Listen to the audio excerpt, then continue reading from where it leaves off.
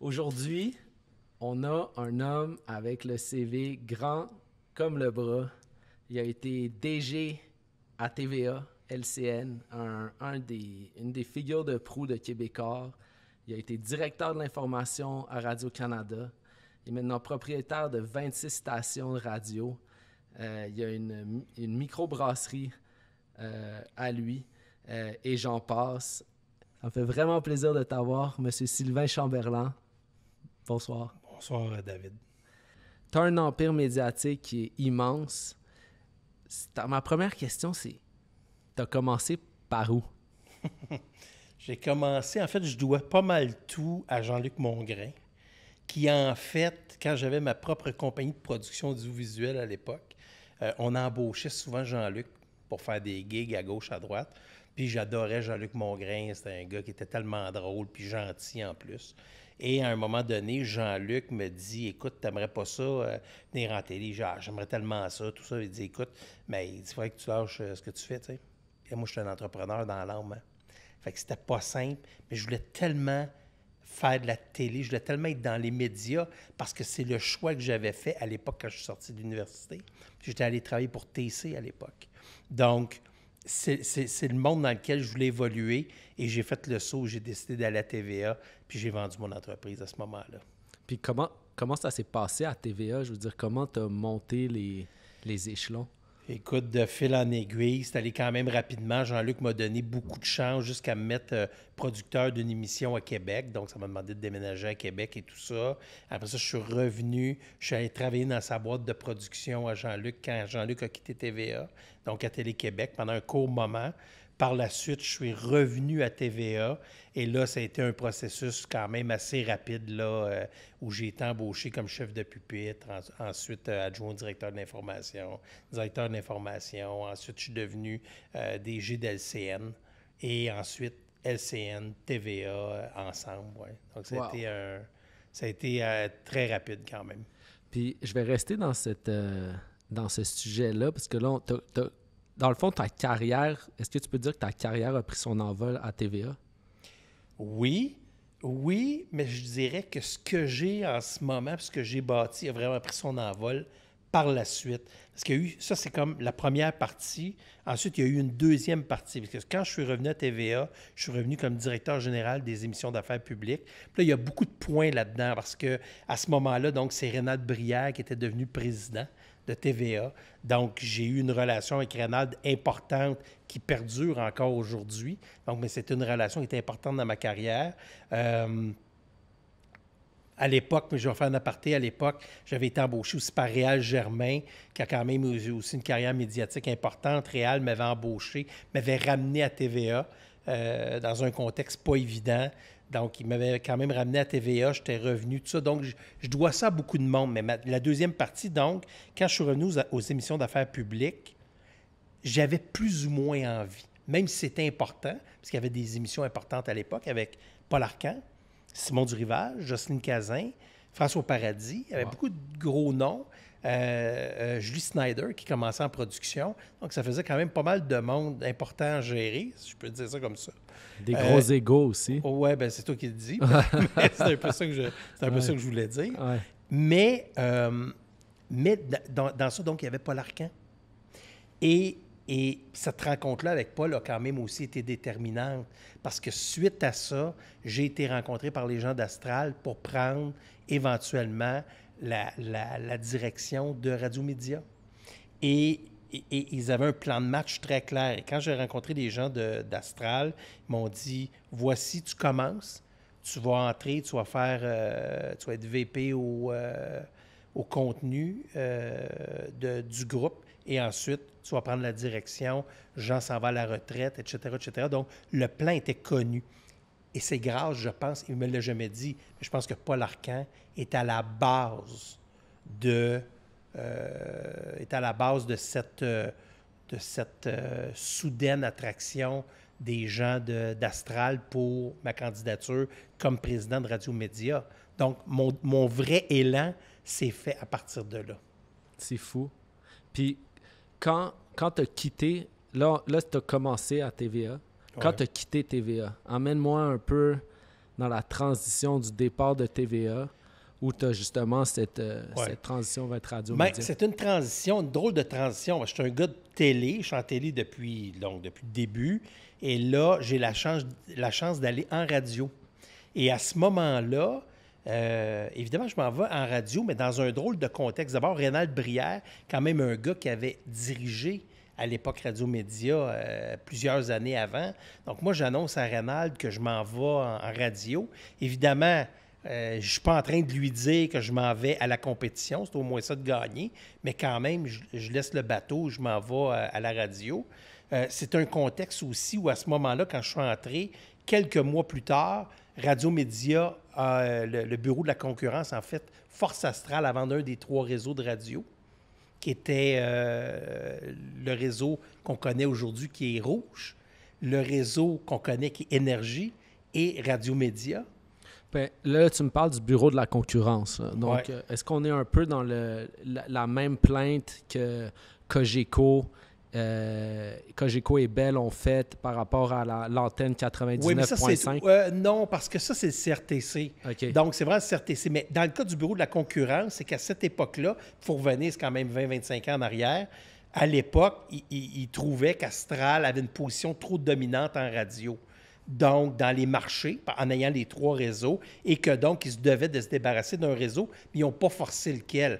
Alors, c'est sûr, je me mets à la place d'Astral demain matin, je garde Énergie, je garde Rouge, à l'époque, qui était Rock Détente. Là. Donc, je garde Rock Détente, je garde Énergie, puis sais-tu quoi? Radio-Média, qui est sur le AM, me débarrasse de ça. Donc, ils s'en sont débarrassés. Et c'est dans ce contexte-là que TVA a essayé d'acheter. Tout de suite, quand je venais d'arriver à Radio-Média, ça faisait 6 mois, les gens pensaient que j'étais parachuté par TVA pour aller gérer ça par en dessous. Ça n'a aucun rapport. C'est un complot dans le vide, là. Moi, je m'en allais là, puis moi, je me disais, si TVA achète, c'est sûr que je ne resterai pas là longtemps. Et finalement, la transaction n'a pas fonctionné. Et là, moi, je me suis positionné pour acheter et je l'ai acheté. Wow. OK, fait que c'est un coup d'opportunité un peu. Oui, absolument. OK. Puis là, tu es rendu avec 26 stations de radio. Oui. Puis tout en région? Tout en région. Ça ne te tente pas, la radio montréalaise? Bien, on regarde toujours les opportunités. Si on avait vraiment une opportunité, c'est pas dans notre plan de match. C'est pas dans notre plan de match. Mais si on avait une opportunité demain matin, c'est sûr qu'on le regarderait. Comme à Québec. Je veux dire, on ne dit pas non, mais on est heureux du plan qu'on est là. Nous, on a gagé sur ce plan-là. C'est un bon plan, puis on reste proche de notre plan. C'est quoi les avantages? Il doit y avoir des avantages. C'est pas une coïncidence si tu as 26 stations de radio en région, pas une à Montréal. Tu dois avoir des avantages au niveau business, au niveau humain. Bien, c'était plus facile, parce que personne n'avait jamais consolidé en région. Tout le monde consolidait aux mêmes endroits. Montréal, Québec, Trois-Rivières, Sherbrooke, Gatineau, Chicoutimi, Saguenay. C'était ça la consolidation. Tout le monde avait des stations à ces 6 endroits-là. Mais personne n'avait de radio ailleurs. Mais il y avait des beaux réseaux. Le défi, c'était de prendre des petites stations isolées à gauche, à droite et d'en faire des réseaux, d'en faire une organisation cohérente avec du monde de l'Abitibi, de la Côte-Nord, du Bas-Saint-Laurent, du Témiscouata, du centre du Québec, de la Beauce, de la Naudière, des gens qui viennent de partout, qui ont aussi des cultures et des racines très fortes. De prendre tout ça puis de faire un groupe, de faire une culture d'entreprise, c'était tout un défi. Puis, sur tes 26 stations, sont toutes profitables? Oui. Wow! Ouais. Wow! Donc, le mythe, parce qu'il y a un mythe à Montréal, comme quoi, pour avoir une station profitable, il faut que tu sois 98.5, il faut que tu sois dans les bigs, tandis que toutes les plus petites stations sont, peu importe leur part de marché, vont perdre de l'argent. Je te donne un exemple. BPM Sport, veux pas, qui roule vraiment cette année, qui ont maximisé leur présence sur les réseaux sociaux, sur YouTube, qui ont pris un vrai élan avec Tony Marinero, puis le show de Georges Larac qui roule, mais ils continuent de perdre de l'argent. C'est vrai. Par contre, la crédibilité devance tes résultats. Fait que généralement, moi, je pense que pour prendre l'exemple de BPM, ils ont fait une maudite bonne job. Effectivement, ça s'est amélioré de façon importante. Maintenant, la crédibilité devant ces résultats. Ça ne veut pas dire que le résultat va venir tout de suite, mais ils sont quand même sur une voie où ils font des bonnes choses. Fait que la patience, parfois, peut rapporter en bout de ligne. Tu as confiance pour l'avenir de BPM Sport en tant qu'homme de radio, là? J'ai définitivement confiance au sport. Est-ce que tu as confiance en BPM Sport? Mais je pense que BPM, ça demeure quand même le seul réseau de sport qu'on a au Québec. Donc, dans le fond, la question qu'il faut se poser, c'est est-ce qu'il y a un marché pour le sport? Moi, je pense que la réponse, c'est oui. C'est définitivement. En fait, il n'y a pas de doute qu'il y a un marché pour le sport. Maintenant, comment tu joues, comment tu vas réfléchir à la façon de le faire, ça, c'est une autre chose. Mais moi, je suis convaincu qu'il y a un... En fait, c'est sûr et certain qu'il y a un marché pour moi pour le Québec francophone. Sûr. Au point d'avoir songé... Est-ce que tu as songé un jour à peut-être acheter BPM Sport? Non, mais c'est pas dans les... C'est pas sur la... C'est pas dans les... Sur la tablette, tu comprends? Non, c'est pas sur la tablette, mais ça a tout le temps été un peu sur la tablette dans les dernières années. Oui, mais on n'a jamais eu de discussion à cet effet-là, tu sais. Sylvain, j'ai entendu dire que tu serais derrière la formation du duo préféré des Québécois en Danny Dubé puis Martin McGuire.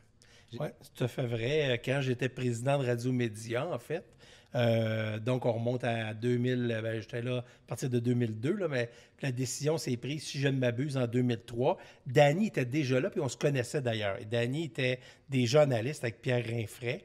Et à un moment donné, pour la saison 2003, j'ai décidé d'avoir un nouveau descripteur. Et à cette époque-là, j'avais deux choix sur mon bureau. Et c'est drôle comment la vie peut faire les choses, mais j'avais celui de Michel Langevin, je peux le dire aujourd'hui parce qu'il n'y a pas de secret là, mais j'avais Michel Langevin, donc animateur à Cogeco en Outaouais. Et j'avais Martin McGuire, qui était recherchiste à l'époque à Montréal. Et les deux avaient évidemment deux bons mufflers, comme on dit dans notre jargon. C'est deux gars qui étaient des bons descripteurs et tout ça. Mais j'avais un feeling que Danny allait faire une meilleure équipe avec Martin. Puis tu sais, dans le fond, dans ces choses-là, tu ne le sais jamais. Et un jour, on a remercié Feu Pierre Rinfret et on a engagé... Martin McGuire, c'est devenu le duo que c'est devenu et ils sont encore ensemble aujourd'hui, 22 ans plus tard. Donc, ça a été un bon flash. Mais souvent, tu engages du monde, tu donnes des premières chances à du monde. Tu sais, des gens aujourd'hui qui sont connus dans le monde des médias, à qui j'ai donné des premières chances à l'époque, beaucoup à LCN, à TVA à l'époque, qui aujourd'hui ont fait leur chemin, qui sont des gens quand même passablement connus sans les nommer nécessairement. Là, mais, comment tu peux expliquer que j'ai rien contre Félix Séguin. Il y a énormément de critiques contre Félix Séguin puis Patrick Lalime à TVA Sport. Comment ça, TVA Sport n'ont pas profité ou n'ont pas essayé d'avoir Dubé, McGuire à leur station? Est-ce que c'est une question que McGuire et Dubé veulent rester à la radio? Est-ce que c'est une question qu'on est... C'est dur à dire parce que c'est pas dit qu'ils n'ont pas été approchés. Parce que moi, je sais quand même qu'il y a des gens... Évidemment que je ne les nommerai pas, là, mais je sais qu'il y a des gens qui ont été approchés par TVA Sport qui ont décidé de ne pas y aller. Mais tu sais, moi... Parce qu'ils ne voulaient pas rentrer dans le bateau qui coule? Non, pas nécessairement. Pour toutes sortes de raisons. Parce qu'actuellement, ils aiment leur job. Par loyauté aussi. Il y en a qui... Il y a du monde loyal là, qui disent, regarde, moi, j'ai fait un bon bout de carrière là, puis moi, je veux rester associé à cet employeur-là qui a été vraiment bon pour moi, puis that's it, là, ça peut être juste ça. C'est pas le... Non, parce que moi, je pense que Québécois est quand même attirant, puis tu sais, il y a des gens qui peuvent décider que c'est le bon chemin pour leur carrière. Donc, mais c'est sûr que moi, je pense qu'il y a du monde qui ont été approchés qui sont tout simplement pas allés. Parce que Danny puis Martin ont été approchés, je le saurais dire, mais je serais pas étonné. OK, mais là, je reste dans le sport. Parce que je salue Régent Tremblay. D'ailleurs, on va pas se le cacher, c'est grâce à Régent que j'étais en entrevue, donc histoire de contact. Régent me dit que tu es le plus gros fan de hockey qu'ils connaissent au Québec. J'aime le... Ah non, mais là... Là, c'est big. Régent... Il m'a dit ça. Oui, non, mais Régent, il en met toujours un peu plus que le client demande, là. Mais je suis un fan de hockey, c'est sûr. J'adore le hockey. Je suis un maniaque de hockey. Fan du Canadien? Je suis un partisan du Canadien. Je suis un fan de hockey en général. Moi, j'aime le hockey. J'aime les bonnes équipes. J'aime les bons joueurs, peu importe où ils sont. Je suis pas un partisan fini pour dire « Ah, mon Dieu, j'aime le Canadien. Hey, il y a un but, ça te passe cette année, mais je l'aime tellement, je l'aime d'amour. » Ben non, tu sais. Moi, j'aime les bons joueurs, j'aime les joueurs qui font une différence. Quand tu as un pool de hockey, tu prends-tu un gars qui a un but, il passe? Ben non, tu sais. Non. Je dis, tu le prends pas, tu le laisses. Puis il n'y a personne qui le prend, tu sais. Ouais, ou on peut dire que les gens qui sont trop émotifs vont perdre leur pool de hockey. C'est sûr.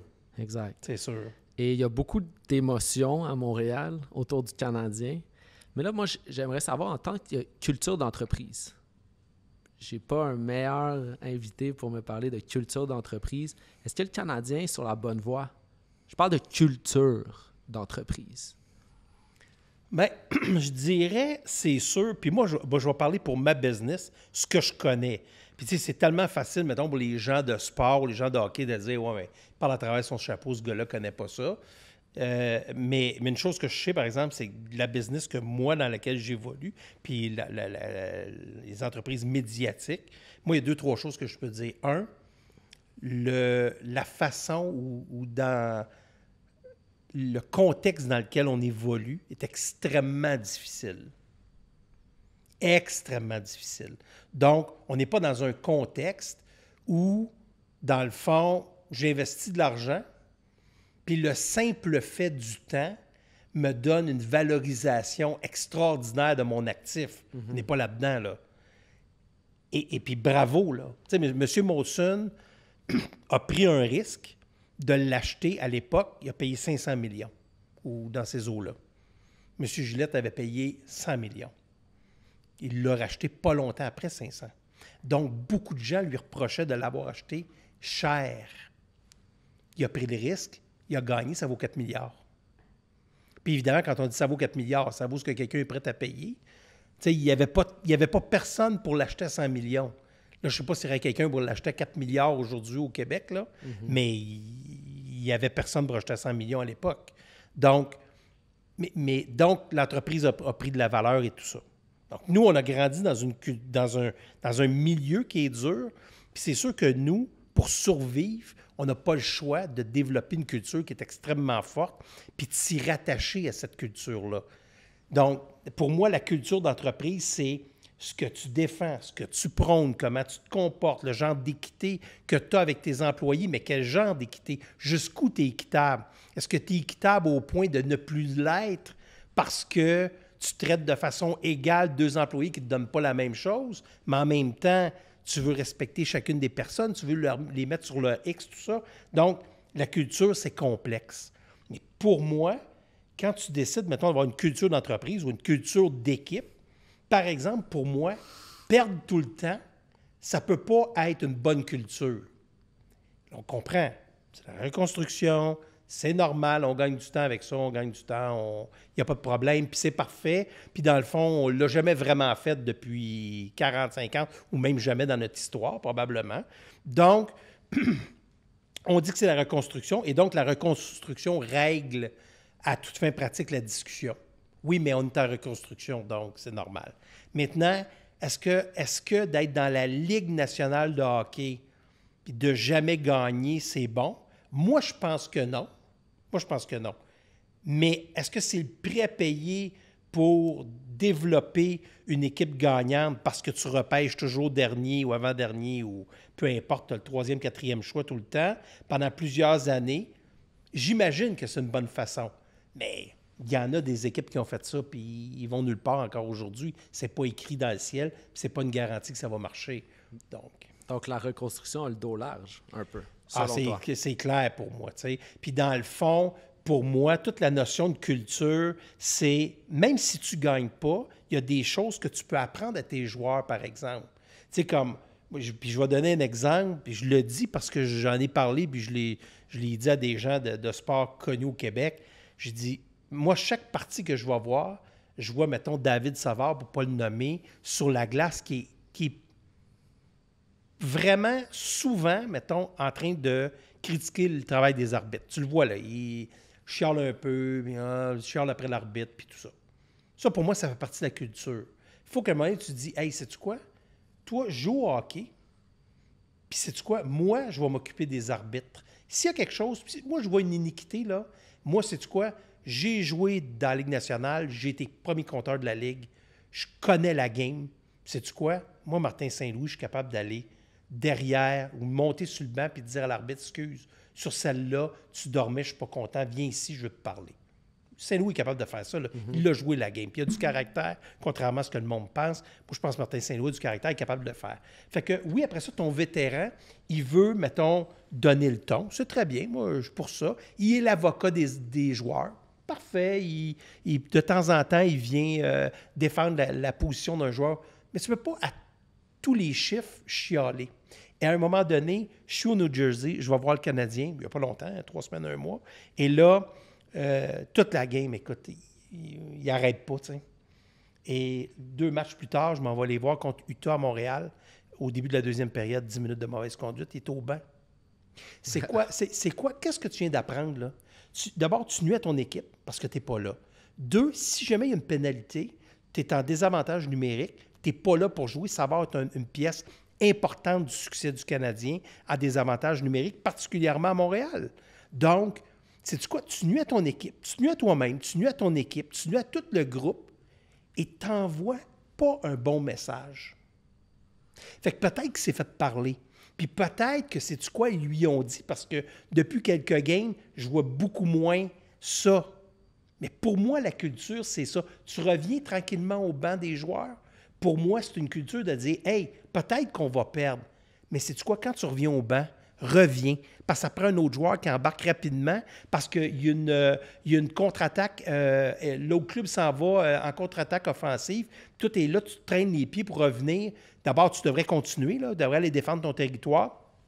Si ça fait 2 minutes et quart que tu es là, parce que ça fait aussi partie de la culture, bien, tu sais, là, tu reviens tranquillement.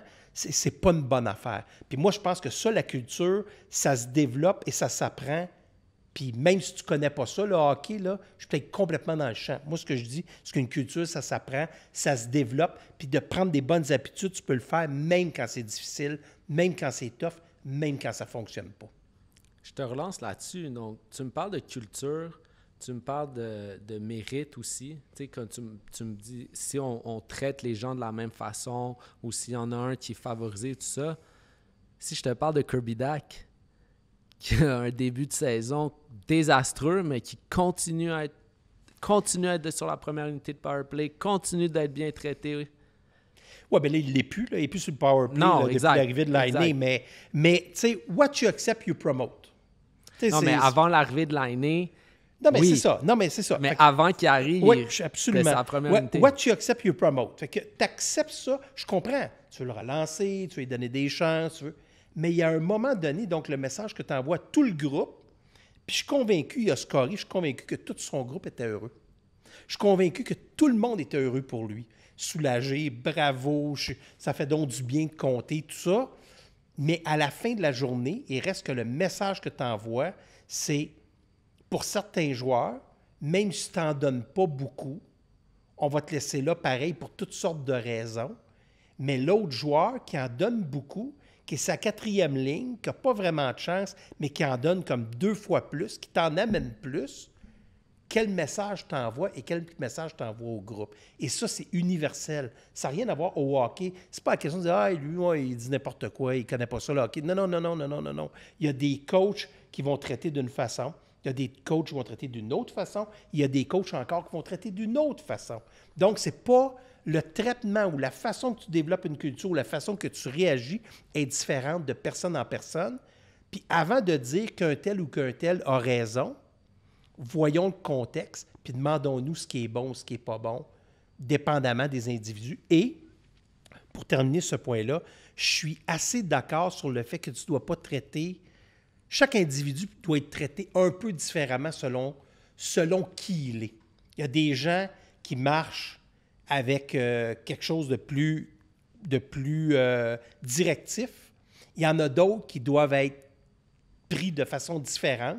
Et même si c'est des athlètes professionnels, ça reste des humains en bout de ligne, puis ils doivent être pris de façon différente. Et c'est comme ça qu'on le fait avec nos employés. On a beaucoup de monde chez nous, puis tout le monde doit être traité égal, mais en même temps, tous ne peuvent pas avoir le même traitement parce que tous ne fonctionnent pas au même stimuli, ou à la même façon de s'exprimer. Donc, Kirby Dack, moi, je leur envoie ça passerait de la presse pour répondre à ta question. Ouais. Puis, Parce que c'est pas gentil. C'est que je pense que ça y aurait fait du bien de prendre un recul par rapport à sa game. Je pense que ça y aurait fait du bien. C'est un service qu'on lui aurait rendu, juste d'y donner un break, puis d'arrêter de se représenter sa glace, puis de refaire des erreurs par-dessus des erreurs. Le gars, il a peut-être juste besoin d'une pause, juste besoin d'un 4-5 jours pour, juste regarder la game d'en haut, prendre des notes, parler aux gars, parler au DG, puis voir la game autrement. Ça aurait donné confiance aussi peut-être d'être avec son DG, de regarder des choses ou avec des coachs, puis de voir la game autrement. C'est pas juste une pénalité. On le voit juste comme une pénalité, mais parfois ça arrive dans la carrière d'un gars qui est quand même pas si vieux, qui a 23 ans. Une petite pause à la galerie, un petit 5-10 jours, pourquoi pas? Non, on s'obstinait, on le remet. C'est correct, il a compté au dernier match. Là, tout le monde, c'est la folie furieuse. Il a compté un but, oui. Et quel but, là? Un but dans un filet désert. Oui, c'est ça. Est-ce que c'est la même chose en radio ou en télé? Disons que tu as un animateur qui va pas chercher les codes d'écoute que tu veux, un animateur qui soit trop orgueilleux ou soit trop pris dans son point de vue ou qui n'est pas assez objectif. Est-ce que tu pourrais faire ce que tu ferais avec Kirby Dack? Tu lui dis, prends 4-5 jours de congé, regarde de l'extérieur, puis reviens en force? Oui. Tu sais, nous, il y a beaucoup... Tu sais, mettons, dans la gestion, tu as... Tu sais, les Marines disaient, dans le fond, tu fais un graphique. Puis dans le fond, il y a deux choses, mettons, la compétence puis la confiance. Puis dans le fond, si tu sépares ça en 4, tout le monde, dans tous les milieux du monde, rêve d'avoir quelqu'un qui a une confiance 10 sur 10, en qui tu as confiance 10 sur 10, qui est compétent 10 sur 10. Ça, là, tout le monde veut ça, mais il n'y en a pas beaucoup. Il n'y en a pas plein.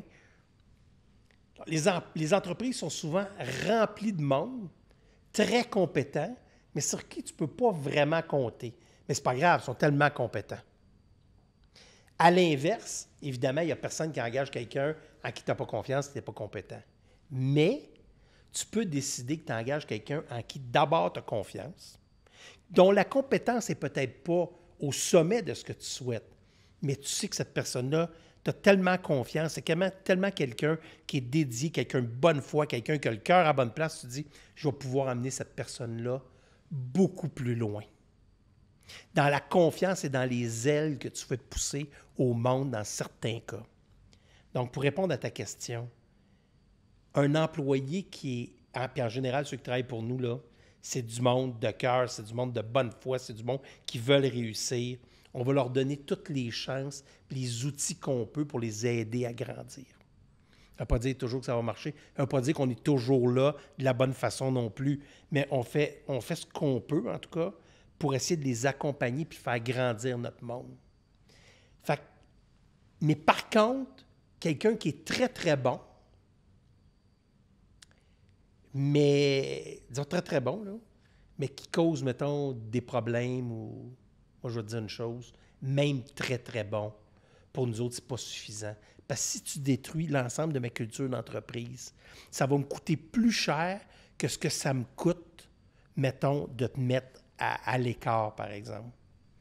Donc, je te dirais que ça arrive plus souvent parce que ces gens, c'est des gens qui sont fidèles, loyaux à notre culture d'entreprise. Mais s'ils ne l'étaient pas, j'aurais aucune hésitation à enlever quelqu'un, même quelqu'un qui rapporte énormément. J'aurais aucune hésitation si cette personne-là, disons, est déloyale ou déloyale face à ma culture d'entreprise, c'est sûr et certain. Est-ce que selon toi, ça je veux pas te mettre sur le hotspot, là, mais parce que c'est pas ta station de radio, est-ce que tu penses que c'est ça qui est arrivé avec tous les congédiements qui sont passés au 98.5? Bon. C'est tellement plus complexe. Moi, je pense que ça dépasse tout ce qu'on lit dans les médias, ça dépasse tout ce qu'on peut voir. Je pense que tout ce qui s'est passé là est beaucoup plus complexe.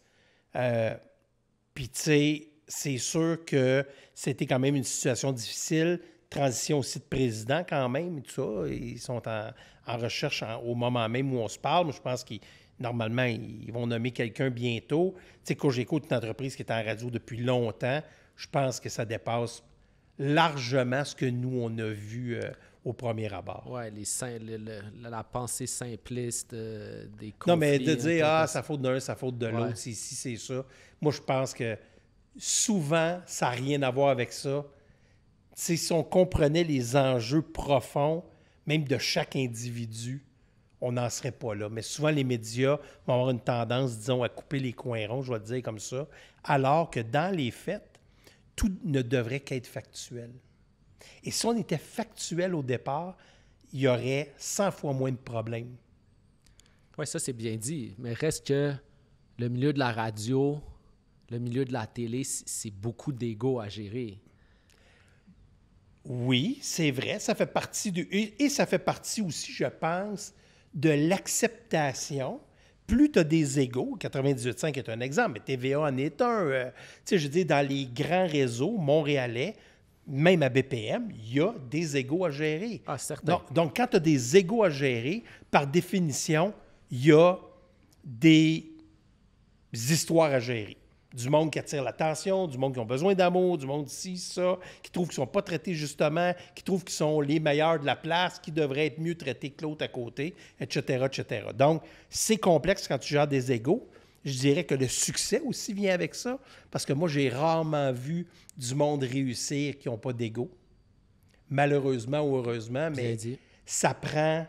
Dans ce milieu-là, il faut tellement être fait dur, être fait fort. Ça prend tellement des carapaces de plomb pour réussir que malheureusement ou heureusement, mais ça prend des gens qui ont des égos pour se protéger. T'sais. Question difficile. Est-ce qu'il y a un moment où tu vois, je te donne un exemple, tu regardes une station de radio, une station de télé, ça fait des années que tu investis, tu perds de l'argent. Est-ce qu'il y a un moment donné où tu dis, bon, là, on tire la plug. Je te donne l'exemple de TVA Sport, qui était une bonne idée à la base. On parle de quoi? Presque 300 millions de pertes depuis 2011. Est-ce que là, on parle d'ego? Est-ce que là, c'est rendu un ego de « Ah non, on a investi trop d'argent, on ne peut pas tirer la plug. Ça fait trop longtemps, on va continuer, mais à un moment donné, regarder la réalité en face puis comprendre que tu es déficitaire et que tu dois arrêter. » Mais c'est sûr, d'abord, ce que je dis pour les athlètes, c'est vrai pour un dirigeant d'entreprise. Pierre-Carl, il y a un ego et il réussit aussi grâce à ça. Tu comprends? Ça prend ça. Ça prend cet esprit-là pour... Parce que tu te fais manger la laine sur le dos par tout le monde. Tout le monde veut ton turf. Tout le monde veut t'arracher un morceau de ta business tout le temps, à toutes les secondes. Puis c'est vraiment littéralement ça. Je veux dire, autant Bell se fait attaquer dans plein de domaines, autant Québécois se fait attaquer dans plein de domaines. Tout le monde se fait attaquer tout le temps, sans arrêt. Plus tu es gros, plus tu te fais attaquer, donc ça prend des égos. Pour répondre à ta question, c'est que je pense qu'il faut aussi le contextualiser. Est-ce qu'une entreprise comme Bell va accepter, mettons, longtemps de perdre de l'argent? Prendre un exemple avec RDS. Parce que là, ça ne fait pas ce que c'est supposé, là. Puis tu as vu les rumeurs là, qui circulent comme quoi RDS et TSN sont en vente. Je les ai entendus. Tu veux pas commenter? Non, mais j'ai rien de factuel. J'ai rien de factuel. Mais mon point, c'est que Bell... Est-ce que Bell va endurer ça longtemps? C'est une question qu'on peut se poser. La même question se pose pour Québécois. Est-ce que Québécois va endurer longtemps le fait de perdre de l'argent avec le sport? C'est une question. Maintenant, je pense que, par exemple, pour prendre le sport, c'était quand même un dada important. Je pense que Pierre-Carl, là, il voulait du sport. Puis il en voulait depuis longtemps et c'était important pour lui. Fait que maintenant, est-ce qu'il est content? C'est sûr que non. Mais il faut voir dans un contexte d'une entreprise qui est tellement rentable. Ils ont perdu 20 millions. Je ne veux pas le minimiser. C'est pas le fun. Il n'est pas content de perdre 20 millions. Mais c'est à l'intérieur d'une business qui fait des milliards. Donc, il faut relativiser, se dire, OK, peut-être qu'il va accepter, peut-être que non, peut-être qu'il va être tanné. Mais s'il avait été vraiment tanné, il aurait pu réduire de façon importante, par exemple, son staff ou dire on arrête de faire telle ou telle portion de show, ou on n'est pas obligé de faire ça, ou on s'entendant que c'est le Canadien qui rapporte d'abord et avant tout. Mais il fait encore toutes sortes de shows, toutes sortes d'affaires qui avec des gens qui engagent pour les décrire et tout ça. Fait que je ne suis pas dans sa tête. Je ne sais pas ce qu'il pense. Mais disons, je te dirais que s'il est en difficulté financière, pour reprendre ce que tu demandais tantôt, David, c'est que, effectivement, si les finances sont plus tough, il y a un moment donné, c'est sûr, tu sais quoi? Enough is enough. Je tire la plug parce que je ne vais pas endurer de perdre de l'argent sans arrêt. Mais quand ça représente une infime partie ou une ligne dans ta tarte, puis je vais reprendre l'exemple de Cogeco tantôt. Nous, on a notre perception. Mais Cogeco Média, c'est une ligne dans le cahier par rapport à l'ensemble de Cogeco. C'est une ligne, c'est rien par rapport à l'ensemble du groupe. Nous, on est focusé là-dessus parce qu'on connaît ça, puis c'est high profile, tout le monde regarde ça, mais honnêtement, oui, ils veulent du succès, oui, ils veulent que ça fonctionne et tout ça, mais c'est important. Qu'est-ce qui était la presse pour M. Desmarais? Je veux dire, c'était rien, même s'il perdait de l'argent, so what? Est-ce que tu penses... Parce qu'il y a deux théories sur TVA Sport. Première théorie, Pierre-Carl Péladeau voulait TVA Sport parce qu'il pensait, dur comme fer, que les Nordiques de Québec allaient arriver, ça allait devenir le diffuseur officiel des Nordiques, puis ça allait être la vache à lait de la station. Ou il y a l'autre idéologie de dire que Péladeau n'a jamais voulu les Nordiques de Québec, que dans le fond, il n'a pas vraiment fait d'offre à Gary Bettman, puis que dans le fond, tout ça, cette espèce de frais de candidature pour l'expansion, tout ça, c'était juste un mirage, parce qu'au fond de lui, il ne voulait pas les Nordiques. J'ai demandé la question à Régent, quand il est venu ici. Il m'a dit, dur comme fer, puis tu sais, c'est un grand ami de Pierre-Carl Péladeau. Lui, dans son cœur, il en est persuadé, Pierre-Carl Péladeau voulait les Nordiques. J'ai aucun doute, moi non plus. Aucun doute. Aucun doute. Je pense pas que tu peux dire, il faut que tu aies eu des signaux un jour ou l'autre pour dire, on fait construire un nouvel amphithéâtre, on y va, on va de l'avant, on dépose une candidature. Mais Pierre Dion, qui est un gars de hockey, qui connaît ça, qui est un gars parfaitement bilingue, qui est le genre de gars pour aller dealer avec la Ligue nationale et tout ça, plus Pierre. Moi, là, j'ai aucun doute à 100% qu'il n'y a pas de théorie que, là, tu sais, il a fait ça, mais dans le fond, il ne voulait pas. Alors, oublie ça. Moi, je suis 100% sûr aussi que, sans aucun doute, le plan, c'était qu'il puisse avoir les Nordiques et qu'il puisse avoir du contenu à présenter sur sa chaîne. Il n'y a aucun doute dans mon esprit. Donc, quand Gary Bettman est venu publiquement pour dire non, il ne m'a jamais fait d'offre, j'ai juste eu l'offre des Golden Knights de Vegas, ils ont mis leur candidature quand ils ont vu à quel point ça allait coûter cher. Je n'ai jamais reçu d'offre. Est-ce que c'est une façon de se déresponsabiliser, d'envoyer Péladeau sous l'autobus puisqu'on sait que les deux hommes ne s'aiment pas? Tu sais, souvent, en affaires, il y a des choses qui se passent où on va, tu sais, mettons, où on va envoyer de l'interprétation, tu sais, puis on va dire, mettons, ouais, mais la personne ne me l'a jamais dit. Ouais, mais tu sais que la personne, mettons, elle ne voulait pas telle affaire ou telle affaire, mais ouais, mais elle ne me l'a jamais pas. Jamais. Non. Moi, j'ai aucune communication comme quoi elle m'a dit telle chose. Oui, mais tu sais, là, tu sais, c'est de la mauvaise foi. Donc je peux pas interpréter, je ne sais pas. Là. Sincèrement, j'ai aucune idée. Puis si M. Bettman dit, si Gary Bettman dit, bon, sais, il n'a jamais fait d'offre, peut-être, là. Je ne sais pas. Pour vrai, ça, je ne sais pas, mais je pense que pour moi, ça, c'est toute une forme d'interprétation de la façon dont ça s'est passé. Puis ils disent, ouais, mais non, j'ai jamais reçu d'offre. Non, mais OK, tu n'as jamais reçu d'offre, mais tu savais qu'il voulait un club. Il a fait construire l'amphithéâtre pour ça. Pourquoi? Parce qu'il a fait avec des dimensions et des paramètres qui répondaient aux critères de la Ligue nationale. Il y a une raison pour laquelle elle a fait ça. Je n'ai pas fait ça pour le fun. Pas pour le fun, pas pour mettre les remparts. Je veux dire, ça n'a pas de sens.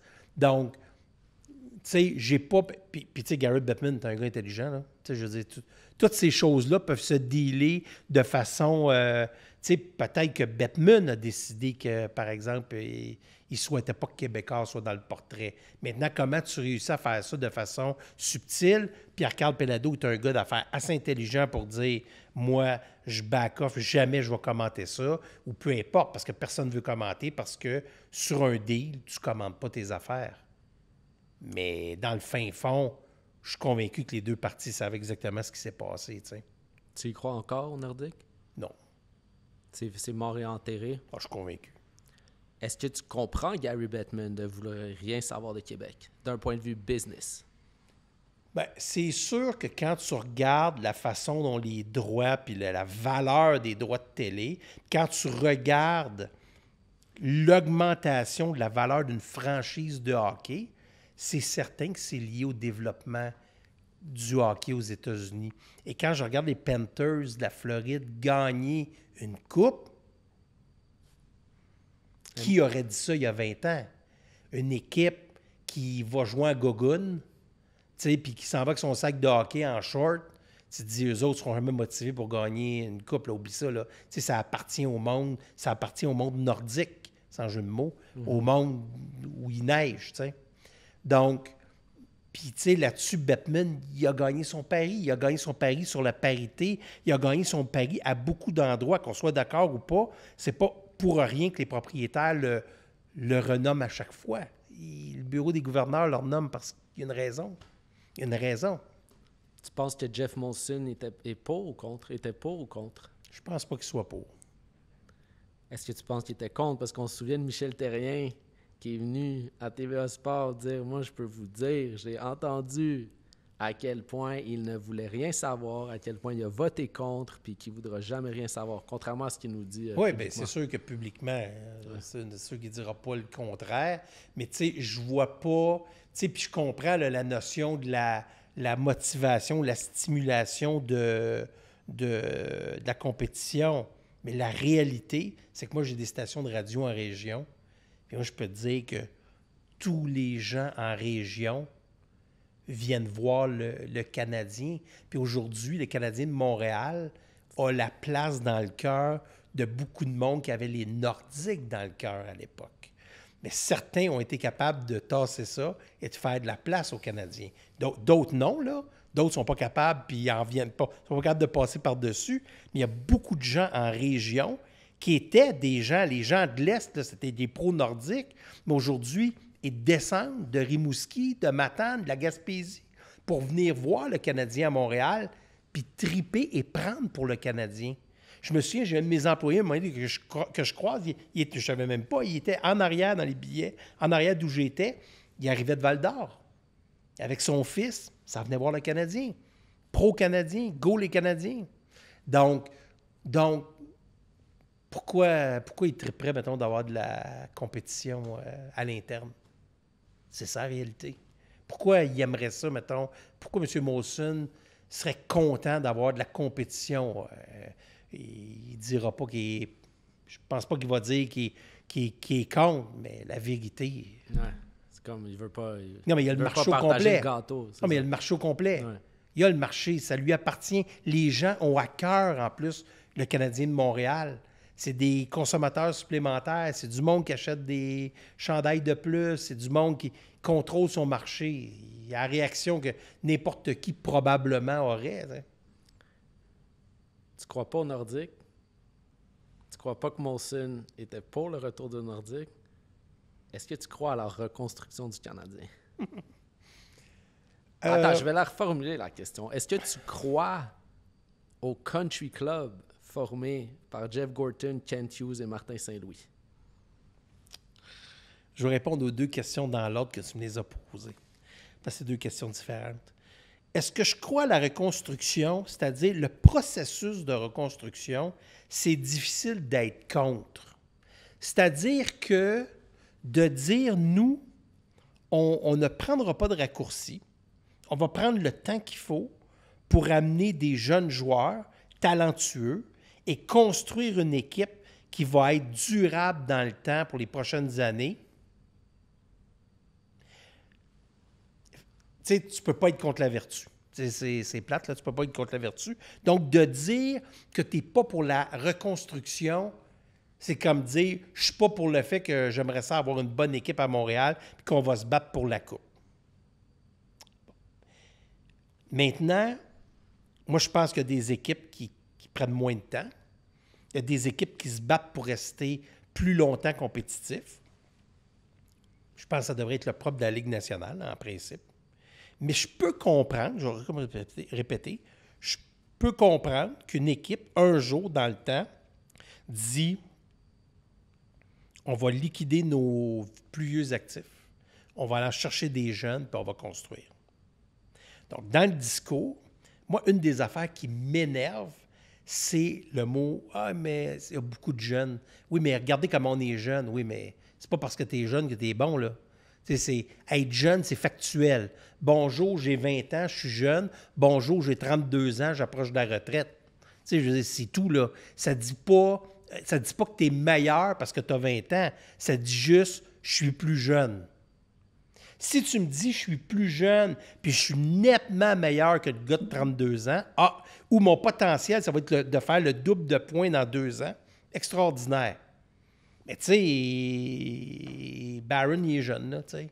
Struble aussi, il est jeune, là, tu sais, je veux dire, t'es jeune, OK, ça fait quoi t'es jeune? Tu sais, qu'est-ce que ça fait d'être jeune? Mm-hmm. Donc, moi, mon point, cet argument-là m'énerve un peu, tu sais. 2, je pense aussi qu'on ne faut pas perdre de vue qu'actuellement, les actifs qui sont allés chercher, comme Newhook, comme Kirby Dach, ouais. C'est pas des actifs qui t'amènent plus loin. C'est pas vrai. Et c'est des gars, un gars comme Kirby Dach, qui a 24 ans ou pas loin de 24 ans. Déjà, Suzuki va avoir 25 ans. Donc, quand tu es jeune, que tu vas repêcher cette année à 18 ans, là, tu vas repêcher en 2025 à 18 ans. Donc, dans un an, quand Suzuki va avoir 25 ans, il va s'en aller sur 26 ans. Ton joueur, quand est-ce qu'il va être bon? À 24 ans, mettons un défenseur, disons un défenseur. Il va être bon à 24 ans, 25 ans, 26 ans. Quand lui va avoir 26 ans, quel âge va avoir Suzuki? Quel âge va avoir Caulfield? Donc, moi, je trouve que c'est... Fait, grosso modo, je ne peux pas être contre la reconstruction. Dans le discours, ça se tient. Maintenant, est-ce que bien sûr qu'on s'entend qu'il n'y a pas de garantie, là, c'est la moindre des choses qu'on peut dire. Mais moi, je regarde ce qui a été fait en ce moment. Je regarde les choix de pêchage qu'on a eus. Puis est-ce qu'on a maximisé les choix de pêchage qu'on a fait en ce moment? Est-ce qu'on peut dire qu'on a maximisé? Alors là, je vais t'emmener sur le terrain Michkov. Non, mais en fait, c'est que tu... Regarde bien. C'est con, là, mais quand on fait un pool de hockey, quand tu choisis un joueur, tu essaies toujours de prendre un joueur le plus loin possible qui, au fond, te coûte moins cher que l'endroit où il va finir dans l'année.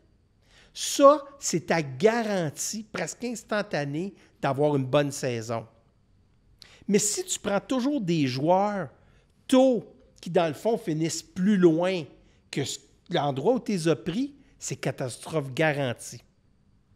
Donc, exemple, Kirby Dach, quand il a été repêché 3e, est-ce que ce gars-là, par exemple, a été un bon choix pour Chicago? Bien, évidemment, la réponse est non pour l'instant. Non. Là, on verra après ça. Non, puis il avait été critiqué, ce choix-là. Avec les choix qui... Ouais. Mais tu sais, donc, le rôle, c'est de dire, je choisis un gars, est-ce que je l'ai pris au meilleur endroit possible parce que mon rang là, va faire qu'à la fin, dans le repêchage, ce gars-là va se trouver finalement, mettons, Rainbacker. Est-ce que Rainbacker va être meilleur puis va être le deuxième meilleur joueur de toute sa sélection? C'est sûr que non. Se poser la question, c'est y répondre. C'est sûr que non. Ben, on ne sait pas, on ne l'a pas vu jouer. Fait que peut-être que. Mais pour l'instant, j'ai peur que non. T'sais. Donc, si tu fais juste ça, et tu choisis Kotkaniemi, c'est la même chose. Là, Slafkovský, on est inquiet. Un petit peu inquiet. Un petit peu. Un petit peu inquiet. Un Tu petit comprends? peu, beaucoup On est un inquiet. peu inquiet. Tu sais, tu regardes couler jouer, tu te dis ouf. Tout le monde l'avait dit qu'il y avait un plafond plus élevé, mais c'était pas un mauvais choix. Tu sais, tu vas choisir un power forward, un gros gars, c'était une année de repêchage, c'était un peu moins forte. C'était pas un bon draft non Mais plus. c'était pas un bon draft. Mais ça. tu sais, à la fin de la journée, si tu choisis premier puis que dans le fond, c'est un quatrième de classe, ben tu viens pas de faire un bon choix encore, tu sais. Donc, moi, là, je comprends tout ça, reconstruction, c'est parfait. Là, on va encore avoir un bon choix de repêchage l'année prochaine. On va pêcher encore un génie, puis un très bon joueur, puis ça va être incroyable, puis l'avenir. Mais moi, je te sortais tous les articles qui ont été écrits depuis 10 ans sur les premiers choix, sur qu'est-ce que Jordan Harris devait devenir, ce que les jeunes défenseurs du Canadien devaient devenir. Je peux toutes les sortir, c'est pas compliqué. Comparé à Shea Weber, comparé à Makar, c'est comparé aux meilleurs défenseurs, les 6 meilleurs défenseurs de la Ligue, tous les défenseurs du Canadien ont été comparés. Je peux te les sortir. Il y a des gens, des journalistes, certains dans des cas, des journalistes de grands journaux. Je regarde le résultat aujourd'hui, si c'est pas ça pantoute, là. C'est une défensive actuellement qui est vraiment faible chez les Canadiens. Pas une grosse défensive. Donc est-ce que je crois à la reconstruction? Bon, oui, j'y crois. Est-ce que c'est une bonne façon? Je ne le sais pas, mais honnêtement, moi, je suis d'une génération qui n'a pas vu ça. Moi, j'ai vu des coupes. Là, ça fait 32 ans qu'il n'y a rien eu. Donc, puis ça n'a pas été essayé. Est-ce que ça vaut la peine d'essayer? Je pense que oui. Est-ce que, mettons, Gorton a réussi avec la reconstruction à New York? Ben là, en ce moment, c'est dur à dire parce que les Rangers s'effondrent, là. Est-ce que ça a été réussi? Bon, on peut pas dire que ça a été réussi parce qu'ils n'ont pas gagné la coupe. Tu sais, Capco, c'est un gros choix, ça? Non. Alexis Lafrenière avant Tim Stützle. Mais moi, je pourrais te lister, tu sais, d'avoir signé 8 ans Jacob Trouba, de se débarrasser, là, c'est ça, c'est Gorton qui a signé 8 ans. Tu sais, tu signes Slafkovský 8 ans, j'espère que tu es sûr. J'espère que tu es convaincu. Oh là, il commence à avoir un doute, c'est sûr. J'espère que tu es convaincu. Parce que 8 ans, c'est long.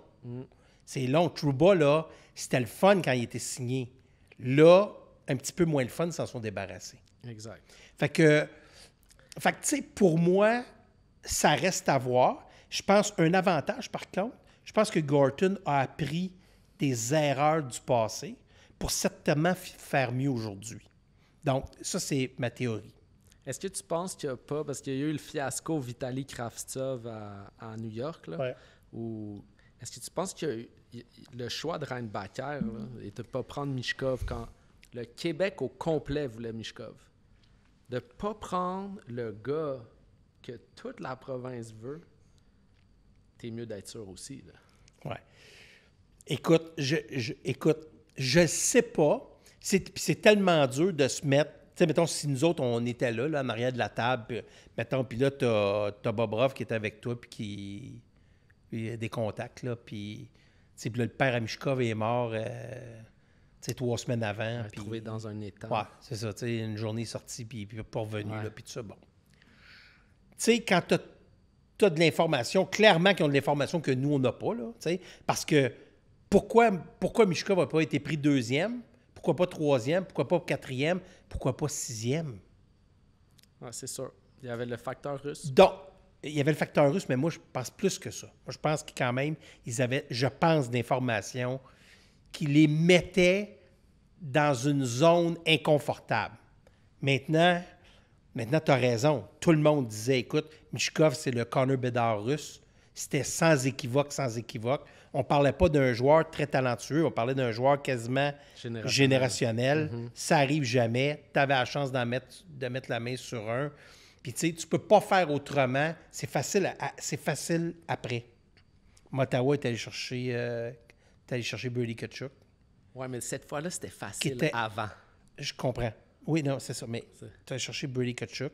Tu es un des meilleurs joueurs de la Ligue, les plus complets de la Ligue, qui est bon dans tous les aspects du jeu. Quinn Hughes. Là, tu vas chercher... Oui, c'est sûr. Ça aurait pu être Quinn Hughes. Là, après ça, tu aurais pu te retrouver avec Mishkov. À la limite, tu as Slav. Tu te retrouves soudainement avec une équipe qui n'est pas la même. T'sais. Donc, les décisions que tu prends au fil du temps ont un impact tellement important. Puis là, ben, sinon, ben, tu peux tourner, puis tournoyer en rond, puis regarde Ottawa. Après tous ces joueurs-là, après tous ces repêchages-là, après tous les excellents joueurs qui sont allés chercher, j'ai encore l'impression que ce club-là fait du surplace. Est-ce qu'il a engagé Martin Saint-Louis? Dans le sens, je vais prendre l'analogie. C'est comme si toi, tu engageais ton animateur radio de ton émission la plus écoutée, dans la station la plus écoutée, si tu le choisissais, où il n'a même pas fini le cégep, lui, là, à la radio étudiante. Il est passé du Pee-Wee à la LNH ou du Bantam à la LNH, whatever. C'est une analogie boiteuse ou pas boiteuse? Dans le sens... Tu sais, je pense que parfois, Martin Saint-Louis, non, j'irai pas là. Non, dis-moi. Non, mais Dis-moi. attends. Okay. Je vais recommencer à partir de ta question. Un instant. Je sais qu'on est rendu à 54 minutes. Est-ce que je peux aller over? Parce que j'ai tellement de choses. Vous êtes sûr? OK, jusqu'à genre 1h30? Ouais, t'es sûr, hein? OK, merci beaucoup. T'as le temps, Sylvain? Oh ouais. OK, good. Donc je pense, pour revenir à ta question précise, moi, quand je cherche quelqu'un, en général, selon le poste, selon les besoins, je vais chercher quelqu'un quand même qui est capable de faire la job. Tu sais, je veux dire, pour moi, c'est la base de la base. Évidemment, après ça, j'ai aucun doute qu'eux, il y avait un plan puis une raison pour laquelle ils ont pris Saint-Louis précisément. C'est pas un coach, c'est pas justement Jim Montgomery. C'est pas un gars qui veut tout de suite 6 millions en rentrant puis qui veut être... Ben là, Saint-Louis va quand même très bien payer, je pense, dans 1 an ou 2. Là, 5 millions à 5 partir millions de l'an prochain. l'année prochaine, non, c'est ça. Et c'est pas... Ouais. 4e coach le mieux Oui, payé de la Ligue. c'est ça. Oui. Mais tu sais, bon, mais est-ce que il y avait une raison pour ça? C'est sûr qu'il devait en avoir une. Mais si tu me demandes, moi, c'est sûr que j'embauche quelqu'un qui est capable de faire la job.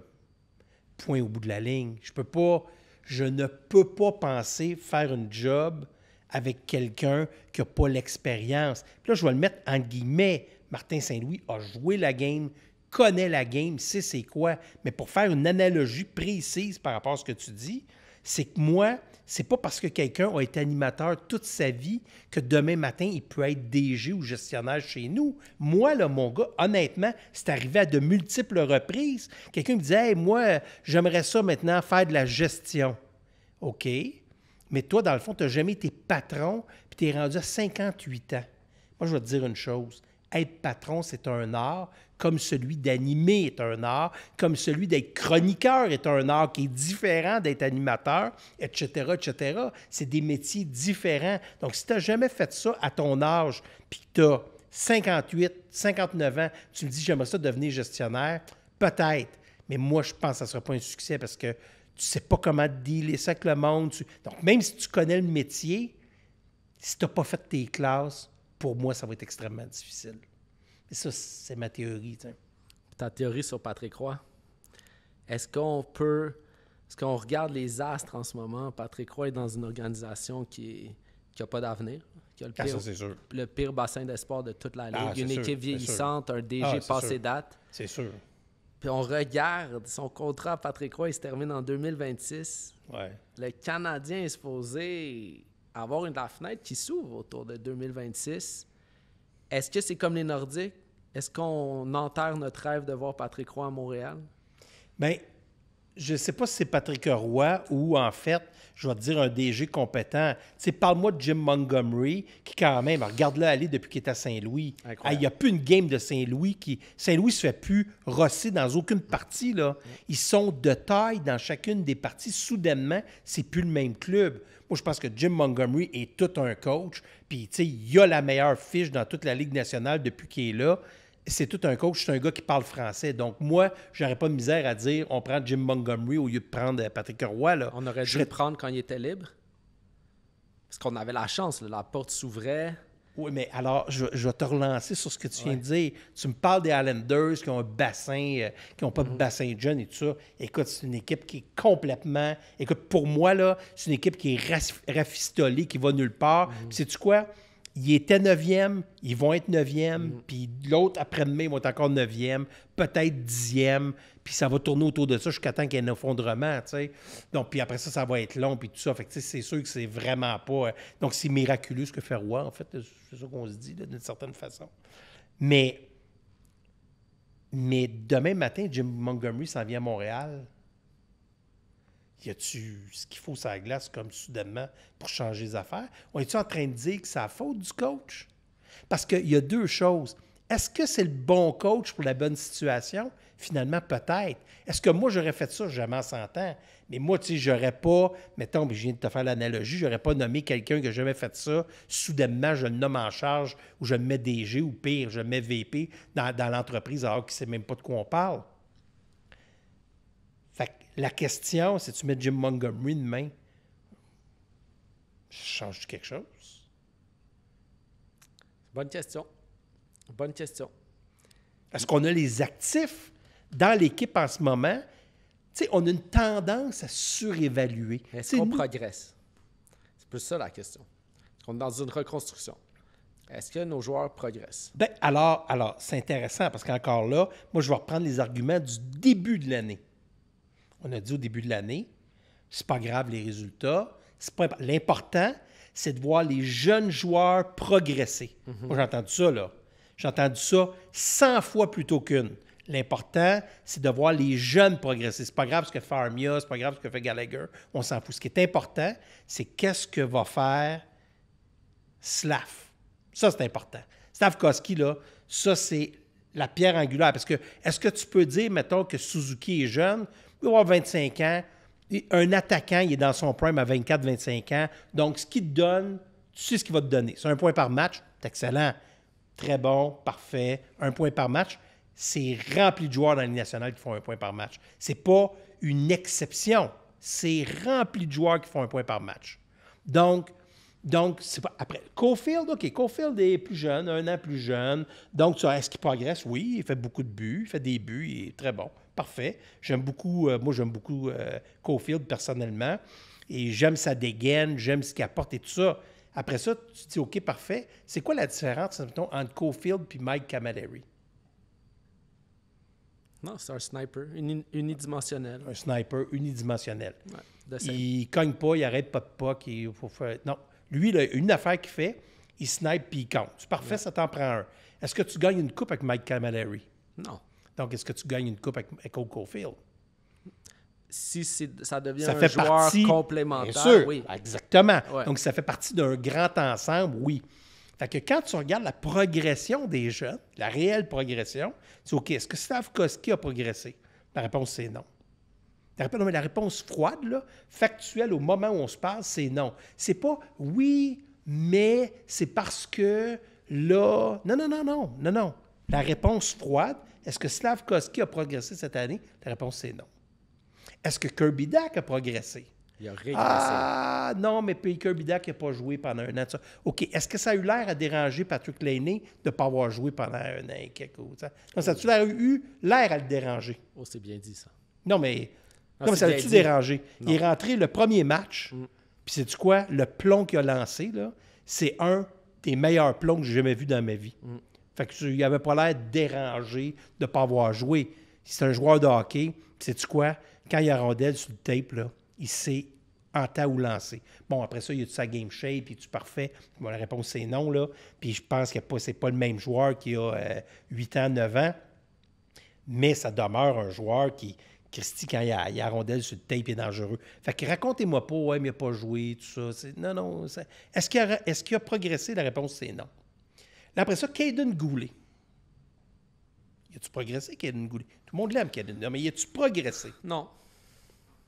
Pas en même place. Mais Caden Goulet, c'est what you see, what you get, là. What you see is what you get. Fait que ça va être ça. Ouais. Fait que c'est quoi ça? C'est bon ça? C'est spectaculaire? Non. C'est quoi, 15 points par année? 20 points par année? Ouais. Défenseur top 4, là. C'est ça. Il se fait rentrer dans la bande souvent, de la misère à se protéger, toujours est bobo. C'est pas mal ça. Il est bon. J'adore Caden Goulet. Si tu es un défenseur de première paire, number one, top pair d'une équipe qui va gagner la Coupe Stanley, Non. ben non. Après ça, Jacky a progressé pour moi. Tu vois, Jacky, pour moi, est un des rares joueurs du Canadien, un jeune qui a quand même avancé. Dans un jeu de position, il a appris à mieux se positionner, à essayer de faire les affaires, puis à faire pas trop d'erreurs. Par contre, son plafond, il y a un troisième un paire, but. là. Non, c'est sûr. Non, on s'entend. Oui, mais ça, si ce gars-là est sur ta troisième paire, t'es pas mal pris. Non. Mailloux. Progresses-tu, Mailloux? Non, Mailloux, il régresse, mais Mailloux, il y a beaucoup de choses. Est-ce que Mailloux progresse? Non. Mailloux, là, il était dans la Ligue nationale, lui, là, on le voyait, là, c'était... Mailloux, non. Est-ce qu'il progresse? Non. Est-ce qu'il va jouer avec le Canadien? Ça, c'est une très bonne question. Ouais, parce même qu'il pas se sûr. passe beaucoup de choses hors glace avec Mailloux. C'est ça le problème. Ça, c'est des choses, c'est des intangibles. Alors Mailloux, ils vont le repasser, tu sais. Mm. Parfait. Après ça, c'est qui les autres jeunes? OK, Lane Hutton, parfait. Pas de question là. Lane Hutton, c'est un jeune, il arrive. Écoute, tu vois que ce gars-là a un talent. Maintenant, mettons qu'on reste calme, regarde ce qu'il fait, formidable, vraiment bon. C'est un très bon passeur. Moi, ce que j'aime d'Hutton, c'est des passes signifiantes. Mm-hmm. Pas des passes insignifiantes. C'est des passes qui ont une signification, qui sont signifiantes. C'est souvent la passe qui va amener au but. C'est un gars qui est intelligent. Et moi, ce qui m'impressionne le plus, oui, son jeu offensif, on le savait tous, mais son jeu défensif, c'est un des joueurs les plus durs à passer chez les Canadiens. Il fait des bourdes en défensive. Parfois, quand il n'y a pas la POC, il va faire des bourdes, il va mal se positionner. Mais moi, ce que je trouve, c'est qu'à 1 contre 1, il est extrêmement difficile à passer. Mm-hmm. Il ne se fait pas avoir. T'sais. Donc, pas de tir, pas de shot. Non, mais cela dit, s'il finit son année avec 70 passes, c'est clair. Sais-tu quoi? C'est clair. Il a fait sa job, là. Ouais. Tu penses que la comparaison avec Quinn Hughes est... Non. Non. C'est poussé. Alors, quand il deviendra Quinn Hughes, on s'en reparlera. Exact. Il n'est pas là. Mais cela dit, c'est pas grave. Je dis, s'ils sont allés chercher un joueur loin comme ils l'ont sélectionné, je pense 65e rang ou soit 60e ou une affaire 62, là, ou je ne sais pas trop, bien, loin comme ils l'ont repêché, je vais te dire une chose. Si ce gars-là ramasse 60-70 points par année, ça, c'est un gain incroyable. C'est incroyable. Ouais. Puis je te relance sur le Country Club. Est-ce que c'est normal que dans une entreprise, que ce soit une organisation de hockey, station de radio, 26 stations de radio, qu'on s'entoure par nos amis, que dans le fond, on s'entoure d'un boys club où on veut être avec les gens qu'on aime, avec les gens qu'on connaît. Parce qu'on regarde les Canadiens, là. Jeff Gorton, il a son chalet à côté de Kent Hughes à Boston. C'est même pas leur place permanente ici. Martin Saint-Louis... Est-ce qu'ils sont là toutes les games? Oui, ils sont là à toutes les games, Okay. mais je veux dire, Martin Saint-Louis est un ami aussi.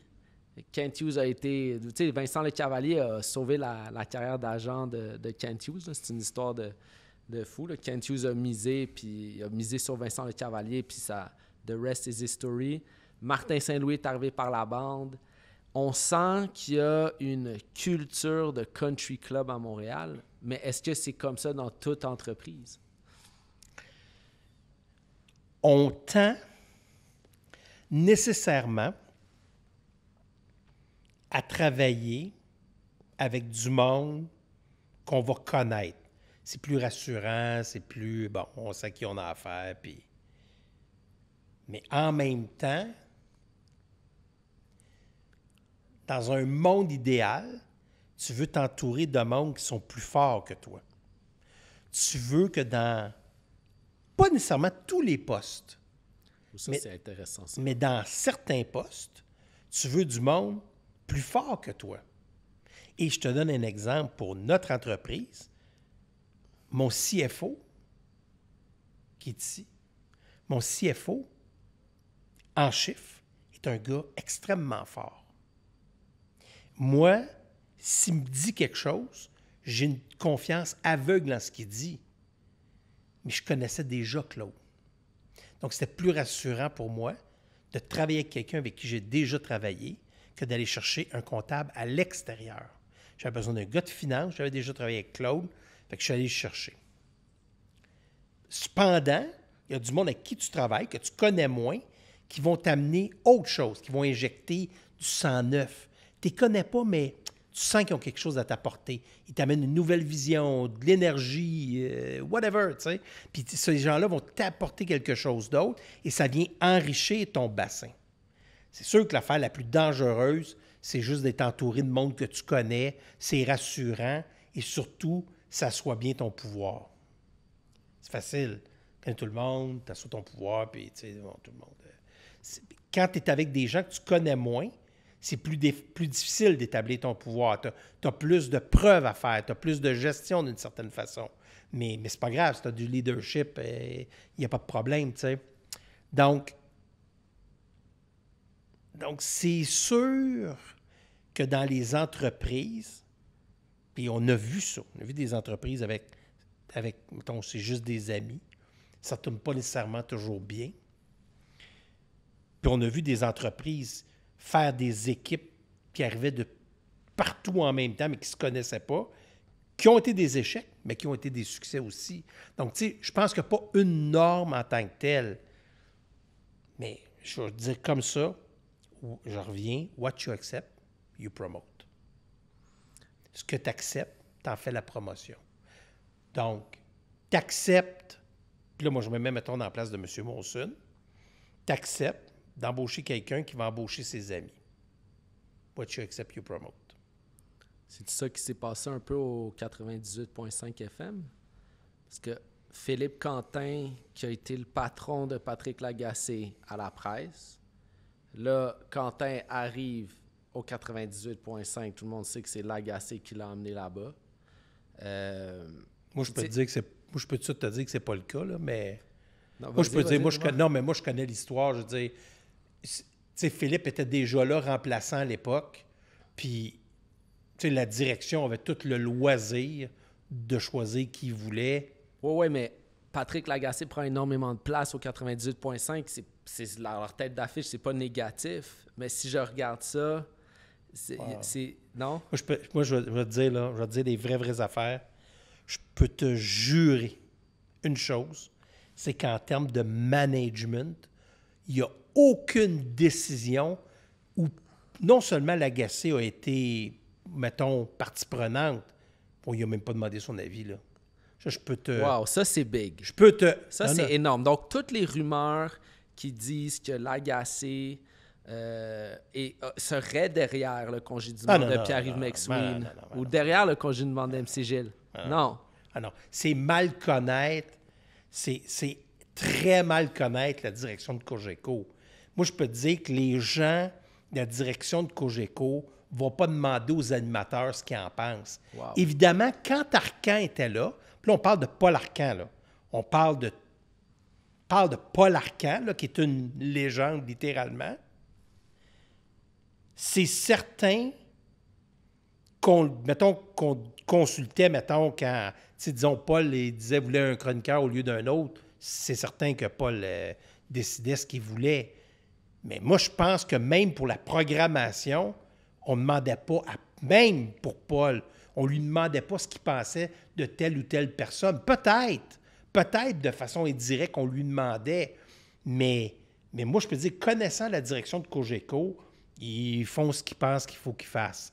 Donc, moi, je peux te dire que, tu sais, c'est pas, mettons, ils ne sont pas allés voir Patrick. Ouais, qui tu penses qu'on devrait embaucher pour le retour? Ouais, qui tu penses qu'on devrait...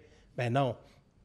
Puis le fait que, disons, que sa copine, Jessica Leblanc, qui était recherchiste, qui est maintenant chroniqueuse à temps plein. Oui, mais la blonde de Pierre-Yves travaille aussi là. Tu sais, si c'était ce que tu dis, je dis, penses-tu que l'agacé... Moi, je dirais, non, mais les gens parlent à travers leur chapeau. Ouais. Parce que, est-ce que, par exemple, t'embauches Geneviève Peterson? Mais non, sa blonde est McSween. Donc, si c'est tel et tel cas, il aurait dit, Mais elle a été engagée après le congédiement de McSween. Non, elle était déjà là, non? Geneviève Patterson? C'était... oui, mais de façon, je pense, qui faisait du remplacement ou qui avait une petite gig. Mais comme animatrice, non. Puis, tu sais, ils auraient pu décider ce qu'ils veulent. Moi, mon point, c'est que moi, je peux te dire, je connais la direction. T'es bien placé. Je connais très bien la direction de Cogeco. Uh-huh. Et moi, je peux te dire que Cogeco, c'est quand même pas la queue qui branle le chien. Là, je veux dire, à un moment donné, ils vont prendre une décision, ils vont prendre la décision, puis ils ne vont pas demander à Pat ce qu'il pense de telle ou telle décision. Lui, dans son show du matin, oui, il a du pouvoir dans son show du matin, bien évidemment, comme Paul en avait. Et puis c'est normal, puis je te dirais en fait que tous les animateurs ont le pouvoir sur leur show. Mais encore là, un pouvoir relatif, parce que parfois, dans des boîtes comme ça, il y a des obligations par rapport à des employés, des employés qui sont déjà là, qui sont payés à temps plein. Donc, ils vont dire, mais il faudrait que lui travaille avec toi, lui, il faudrait qu'il soit là, lui, ou elle, etc. Donc. Fait que là, on est sur... Je te pose des questions difficiles. Tu es très, très bon. Tu réponds très bien. J'en profite. Je t'en pose une dernière, une colle. Tu connais ce qui s'est passé avec Jérémy Filosa, qui est un chroniqueur sportif pour moi, qui était qui est un des meilleurs du Québec. C'est quelqu'un qui pose des questions difficiles, c'est quelqu'un qui parle italien, il se débrouille en espagnol, parle français, anglais parfaitement. C'est un gars qui est extrêmement cultivé, connaît tous les sports sur le bout de ses doigts. Il ne croyait pas au fait que l'homme a marché sur la Lune. Il a perdu son micro tout de suite après. Dans ta position, quelque chose qui se passe comme ça, qu'est-ce que tu fais? Je pense que dans un premier temps, la question qu'il faut se poser, et tu l'as dit, c'est toi qui viens de le dire, même pas moi, tu viens de dire, c'est un gars de sport, etc., etc. Donc moi, je pense que les directions ont une question à se poser. Il y a des gens de sport qui peuvent animer. Je vais te donner un exemple bien concret. Pour moi, Alain Crête est un gars qui est capable d'animer. C'est véritablement un animateur. C'est véritablement un gars qui, même s'il a joué un rôle de chroniqueur à la radio, c'est vraiment un gars qui est capable d'animer. Puis animer dans le sens de dire « j'ai pas besoin du regard des autres, j'ai pas besoin de prouver quoi que ce soit, je suis capable d'envoyer la POC à mes collaborateurs, les mettre en valeur, les faire parler. » Pour moi, un bon animateur, dans certains contextes, c'est ça que ça te prend. Prends quelqu'un qui est capable d'envoyer la POC aux gens, qui est capable d'envoyer qui est capable d'envoyer la POC sans jeu de mots, là, ça reste dans le thème. Donc, tu as des gens qui sont capables de le faire. Mais à un moment donné, quand ta force, c'est de faire du sport, et que tu n'es plus au sport, puis tu es rendu à l'animation générale, puis tu es quasiment rendu comme co-animateur, la question se pose. Je dis, qui a la responsabilité à un moment donné de mettre... Là, fait que là, la question qu'il faut se poser, c'est pourquoi tu mets du monde de sport à l'animation? Écoute, des exemples, il y en a comme ça, des exemples, dans les dernières années. Là. OK, mais pourquoi? C'est comme si tu disais, ouais, animer à 98.5, c'est pas compliqué, tout le monde peut faire ça. Mais non, tout le monde ne peut pas faire ça. Parce que animer une radio généraliste comme est 98.5, ça te demande énormément de culture, ça te demande énormément de savoir, etc. Donc moi, la première question que je poserais à la direction, c'est « OK, mais pourquoi on l'a mis dans une situation où il est obligé de répliquer dans une situation où c'est pas du sport? » C'est Quentin mais c'est ça mon point. Mais mon point, c'est ça. C'est que il y a d'abord, je pense, dans la façon il faut que tu mettes ton monde, je l'ai dit tantôt. Un des secrets du succès, c'est de mettre ton monde sur leur X. Puis Puis il y a des fois, là, il y a des gens, c'est calique que cette personne-là ne fait pas le job. Mais des fois, c'est quoi, ça arrive vraiment qu'il y a des gens qui ne font pas leur job sur des points spécifiques ou pour des raisons spécifiques, mais qui sont tellement bons sur un autre X. Si tu les mets sur leur X, soudainement, tu tires 8 fois plus que de la personne. Et ça, David, je te le dis, j'ai vu assez de monde pour te dire, quand tu mets quelqu'un sur son X, c'est incroyable ce que tu peux tirer de la personne. Si tu ne le mets pas sur son X, souvent, ça peut être juste un paquet de troubles. Puis, sais-tu quoi? Je pense que je vais ouvrir une parenthèse, je vais raconter une petite histoire. Vas-y, vas-y. De toute façon, il n'est pas là pour en parler parce qu'il est décédé aujourd'hui. Mais c'est une bonne histoire. Il y avait un gars à l'époque, à TVA. Il était représentant syndical. Il était sur un des représentants syndicaux de LCN. Puis c'était un gars qui était vraiment vindicatif, revendicateur, puis tout ça. T'sais. Mais un gars, un très, très bon journaliste, puis un gars qui avait une culture, un gars intelligent, un gars qui...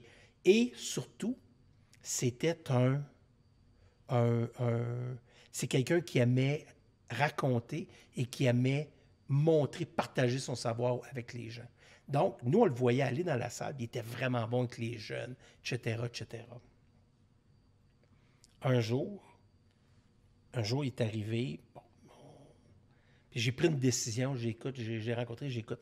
Qu'est-ce que tu penserais si on faisait des normes et standards pour tout, tellement d'affaires, parce que c'était évidemment une nouvelle salle de nouvelles, il y avait juste, on appelait ça des newscutters à l'époque, donc une personne qui fait son montage direct, c'est audacieux, là, on est en 98, pas en 2024, là, en 98, donc on venait, tu sais, c'était plus les monteurs dans des salles de nouvelles, c'était les journalistes qui montaient eux-mêmes leurs affaires, il y avait tellement d'affaires à apprendre. Pourquoi on ne ferait pas des cahiers de normes et standards pour les différents postes? On pourrait, après ça, quand quelqu'un rentre, lui donner des formations, tout ça. Il est devenu formateur. Et c'est devenu notre formateur officiel. C'était mon meilleur ami jusqu'à la fin. Wow. C'était un gars extraordinaire juste parce qu'il était sur son X. Mais c'était tellement un paquet de troubles. Il me tapait tellement ses nerfs quand il n'était pas sur son X. Il faisait juste du trouble. Mais le jour où on lui a donné exactement ce qu'il pouvait faire puis sortir le meilleur de lui-même, on n'a plus jamais eu de problème. Au contraire, c'était c'était un atout pour moi. C'était même un gars qui m'a aidé, supporté dans plein de décisions, dans plein d'affaires. Donc, pour moi, c'est important. Donc, on revenait à ta question initiale. Je pense que Filosa n'était pas à bonne place dès le départ. Fait qu'une question à se poser là, c'est quand ta job comme gestionnaire, c'est de mettre tes employés dans la meilleure position possible. Qu'est-ce qui va arriver avec Filosa, selon toi? Moi, je pense que le temps va passer, puis souvent dans ces affaires-là, un gestionnaire, mettons, soit ce qu'il va faire, va dire, dès le départ, va dire, OK, garde, c'est beau, on l'a rencontré, puis sais-tu quoi, on le suspend pour 2 semaines. Là, tu essaies de faire matcher ça avec des vacances, quelque chose, tu sais, puis tu t'assures là, que le temps passe un peu. Évidemment, il y a 1000 événements qui se passent, puis ça, on passe un autre appel. Puis après ça, non, les gens ne l'oublient pas, mais puis tu le ramènes, puis tu sais, là, c'est pas parfait, mais tu as la discussion avec lui, puis tu as la discussion évidemment avec Philippe, puis là, tu essaies de voir qu'est-ce qui s'est passé, mais. C'est d'aller le ramener, d'annoncer qu'on l'envoie en reformation journalistique quand le gars, ça fait 25 ans qu'il est journaliste, ça fait 19 ans qu'il travaille pour Cogeco. Ouais. Écoute, ça s'en va sur la fin de l'entrevue. Je me le suis gardé pour la fin. Je sais que tu as toujours des nouveaux projets en tête. Je sais qu'il y en a que tu peux parler, d'autres qui sûrement qui restent sous secret professionnel. Si je demande, là, Sylvain Chamberlain, juste avant Noël, là, c'est quoi tes résolutions, objectifs, / visées pour 2025? C'est sûr qu'on va regarder toutes les opportunités qu'on peut avoir en radio parce qu'il y a un timing, en fait. T'sais. C'est sûr que là, puis juste pour faire un petit rectificatif, là, on est en attente dans les jours qui viennent d'une décision du CRTC dans la transaction de Bell. Donc, tu sais, on va attendre qu'ils confirment la transaction. Mais dans les faits, on a 18 stations. On a une 19e avec Joliette. En fait, dont on a la licence, mais qu'on va lancer au mois de... Qu'on est une deuxième station à Joliette, là, qu'on va lancer au mois d'août, donc pour la nouvelle année. Puis, on a les 7 stations de Bell qui nous rendent à 26. Donc, c'est sûr que nous, on pense qu'il va y avoir d'autres opportunités en radio, ce qu'on pense. À tort ou à raison, mais je pense à raison. Donc, il y aura des opportunités, puis on va les regarder. Je te dirais aussi quand même qu'on va travailler sur notre e-commerce, qui pour nous autres est quand même un point de développement important, bien associé avec notre radio. On a aussi une microbrasserie qui s'appelle La Garnison, donc qui est à Mégantic, dans un des endroits où on a une radio. Donc, on est aussi dans la production de bière. On met beaucoup d'énergie là-dessus. D'ailleurs, notre bière sans alcool, on s'en va avec une pub la semaine prochaine à RDS, donc qui s'appelle La Joker. On fait une petite plug en même temps, mais La Joker qui est donc enfin une bière sans alcool qui coûte la bière. Tu as choisi RDS avant TVA Sport? On a choisi RDS dans ce cas-là précis pour des raisons précises. Des raisons d'audience? Non, mais on avait des journées spécifiques où on voulait annoncer, puis les matchs canadiens la semaine sont à RDS. C'est juste ça. C'est un timing d'annonce par rapport à ce qu'on souhaitait. C'est un bon choix. Pour toutes sortes de raisons. C'est un bon choix parce que les matchs, même de la semaine sur RDS, a des meilleurs codes d'écoute que sur TVA Sport. Donc. Mais au-delà des... Parce que tu as le prix qui vient souvent avec et tout ça, mais au-delà des codes d'écoute, pour nous autres, c'était une raison stratégique de calendrier plus qu'autre chose. Donc c'est ça. Alors, on s'en va avec ça. Donc, quand même, pour nous autres, c'est important aussi. On y croit, il y a des opportunités, on les regarde, on les travaille. Mais c'est sûr qu'on va continuer à croître. Moi, il y a une chose que j'ai dit à mes employés, j'ai pas peur de le dire publiquement. Si j'avais voulu vendre ma business, ça ferait longtemps qu'elle aurait pu être vendue. Puis moi, j'ai pris une décision pour moi, mais aussi pour mes employés, de leur dire, nous, on va essayer de croître, on va continuer de grandir, puis moi, je n'ai pas l'intention de vendre mon entreprise. Pourquoi? Parce que j'ai beaucoup de gens qui travaillent avec moi depuis longtemps. On est une équipe, on est une famille, on travaille ensemble, puis sais-tu quoi? Je leur dois au moins ça, cette forme de sécurité-là, de dire, sais-tu quoi? On grandit ensemble, on continue de progresser ensemble, puis sais-tu quoi? Notre job, c'est d'essayer d'aller plus loin ensemble. Toujours aller plus loin. Oui. Sais-tu quoi? Si on ne le fait pas, il y a quelqu'un d'autre qui va le faire puis qui va nous enlever notre turf. On est condamné à évoluer. Je pense que c'est un mot de la fin parfait, mais merci tellement, Sylvain, de m'avoir donné ton temps. Ça fait plaisir.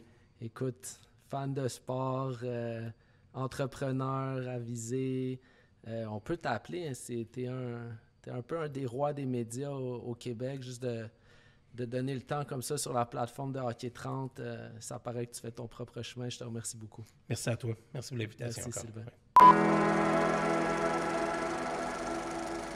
Ouais.